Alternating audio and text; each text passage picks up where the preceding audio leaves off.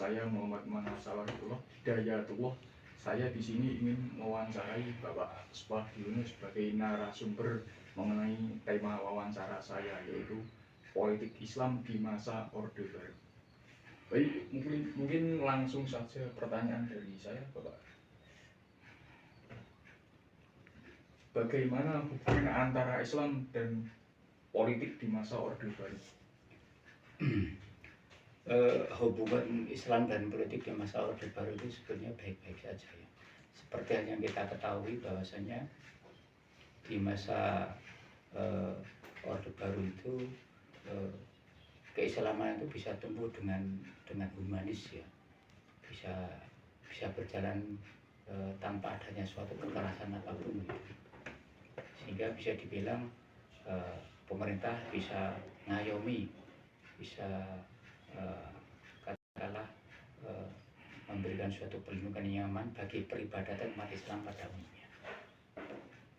Mungkin ada tambahan informasi ya, hubungan yang mungkin menjadi titik balik atau cerminan di masa kini mengenai hubungan politik dan Islam di masa tersebut. Ya, di waktu itu kan tidak ada semacam itu penekanan yang sifatnya itu frontal. Jadi pendekatannya lebih ke arah humanis, sehingga pemerintah itu terkesan itu merangkul dengan berbagai kalangan, terutama para kiai pada umumnya, dan bahkan para kiai kampung itu dianggap, bukan tidak dianggap, tapi kiai kampung itu dirangkul, dianggap, didekati lah, tidak dianaktiwikan, semuanya dirangkul. Jadi kesannya itu ya memang betul-betul sampai ke arah desa. Bagus. Mungkin itu yang disebut toleransi gitu ya Pak. Iya. Kemudian apa saja kebijakan pemerintah Orde Baru yang terkait dengan Islam? Penataan perhatian pemerintah pada penataan Islam di Indonesia, terutama pada umat-umat yang sudah berjalan, itu cukup baik ya. Artinya itu di sini menumbuhkan saling percaya. Pemerintah melindungi, masyarakat merasa dipercaya, merasa dilindungi, itu akhirnya aman. Sehingga beberapa kebijakan dari pemerintah itu seperti hanya termasuk dulu adanya semacam basis ya, badan zakat dan sedekah dari pemerintah itu sebenarnya dari Orde Baru sudah ada itu. Sehingga pendekatan itu walaupun itu tidak signifikan, tapi termasuk beberapa hal langkah dari pemerintah untuk kesejahteraan dari para itu pemuka umat Islam. Kemudian juga pembatasan informasi dari media, sehingga nanti tidak ada semacam kesalahpahaman antara pemerintah dengan para tokoh masyarakat, khususnya para kiai itu sendiri.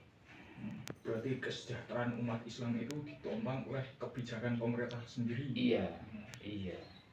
Itu bertolak dari kerasa aman itu sendiri, sehingga masyarakat itu tidak merasa dicurigai, dan pemerintah juga merasa stabilitasnya terjamin. Itu juga pengaruh dari itu ya, pembatasan informasi. Iya.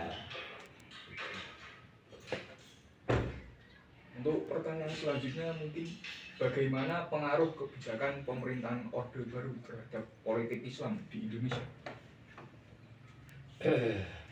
Pengaruhnya sangat bagus ya, gitu, pengaruh bagus. Di situ pemerintah itu berawal dari prasangka baik dari pemerintah itu kan, terus para tokoh masyarakat itu, terutama para kiai, para ulama itu menjadi merasa aman dari ngaji sana sini, tidak dicurigai, bahkan tanpa izin. Itu dalam arti tanpa izin itu artinya tuh selama ini pengajian atau kegiatan agama di kalangan umat Islam yang dimoderator oleh para kiai sepuh itu sendiri, itu tadi saling percaya antara pemerintah dengan para ulama itu, sehingga pengaruhnya juga sangat bagus gitu. dalam berbagai lini kehidupan gitu. Di pemerintah pemerintah dalam menjaga stabilitas nasional sekaligus menjaga keharmonisan hubungan antara pemerintah dengan ulama, umarok dan umat Islam pada umumnya ditopang dengan kebijakan ekonomi yang bagus sehingga orang tuh ngaji itu penak. Ketika orang ngaji penak karena harga bahan pokok waktu itu kan penak, itu tadi pengaruhnya itu harga bahan pokok sangat terjangkau itu sehingga waktu itu kan ibaratnya orang ngaji atau beribadah itu tidak mikir tuh beras mahal atau sembilan bahan pokok tuh mahal. Bahkan waktu itu kan masih itu pakai minyak tanah. Iya. Waktu itu ya Pak, ramah lingkungan. Iya itu dan mudah didapat. Mudah didapat. Nah, sehingga tidak adanya semacam apa itu namanya pengepul minyak tanah, karena minyak tanah kan didapat di mana-mana itu. Iya. Ramah lingkungan, mudah didapat dan beli minyak tanah tidak pakai KTP. Iya.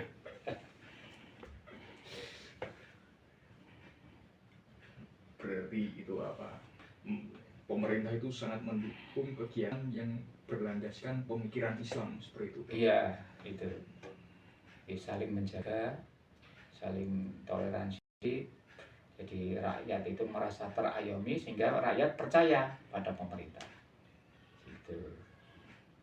Dan didukung oleh media massa waktu itu kan sangat terbatas. Artinya itu tidak serta-merta setiap orang itu punya hak ataupun punya orang untuk mendirikan suatu alat komunikasi.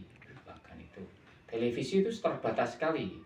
Iya. Ya, radio juga terbatas.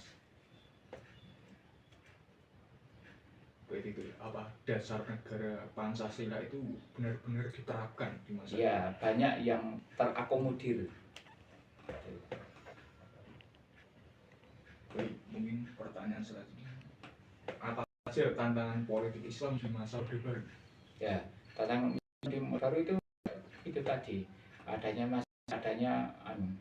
ya biasa di dalam kata rumah tangga dalam skala kecil kan mesti ada semacam perbedaan itu dalam rumah tangga, itu dalam skala masyarakat yang agak luas dengan RT, RW, bahkan tingkat pedesaan itu kan tidak mungkin semuanya mesti kan sama, tidak mungkin. Pasti ada perbedaan pendapat, tapi perbedaan pendapat itu diakomodir sedemikian rupa sehingga tidak menimbulkan instabilitas. Jadi masyarakat tetap terasa aman, merasa baik-baik saja gitu. Itu tadi karena didukung oleh kepercayaan pemerintah dan kebijakan ekonomi yang bagus.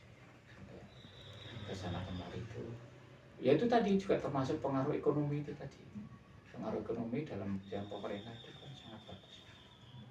Sehingga Islam itu tidak dicurigai,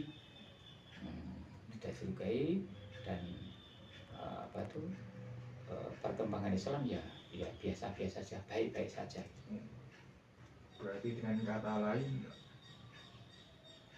pengaruh ekonomi itu sangat mendasar bagi perkembangan politik Islam itu sendiri. Iya, jadi itu kan kalau seperti halnya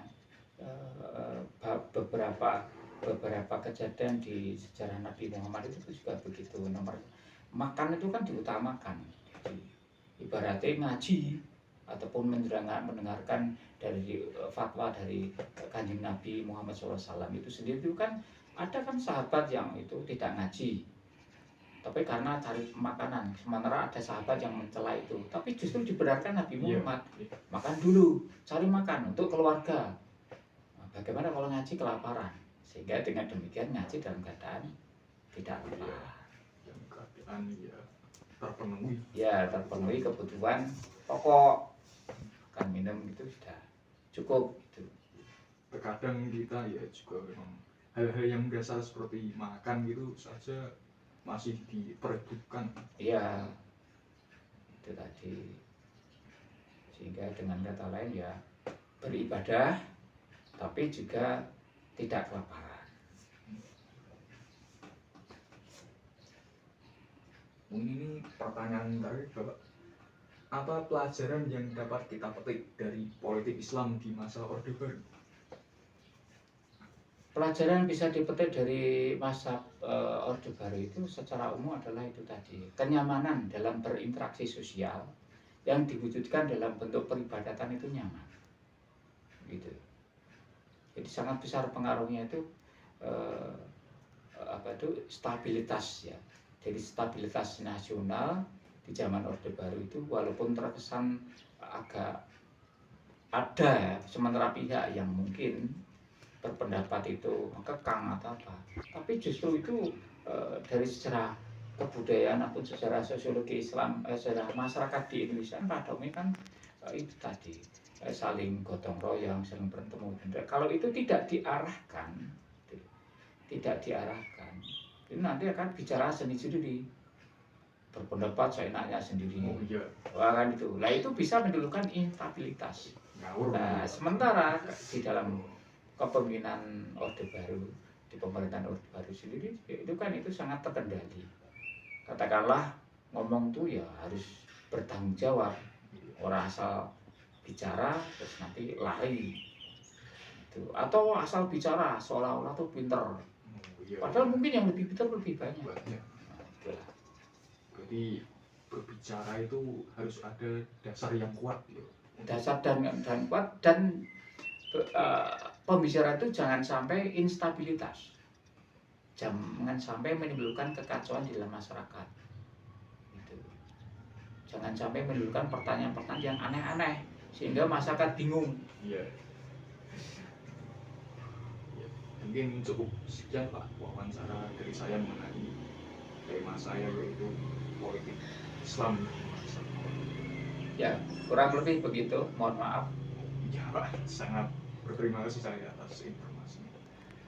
Sekian dari saya Muhammad Manasala Hidayatullah. Wassalamualaikum warahmatullahi wabarakatuh. Waalaikumsalam warahmatullahi wabarakatuh.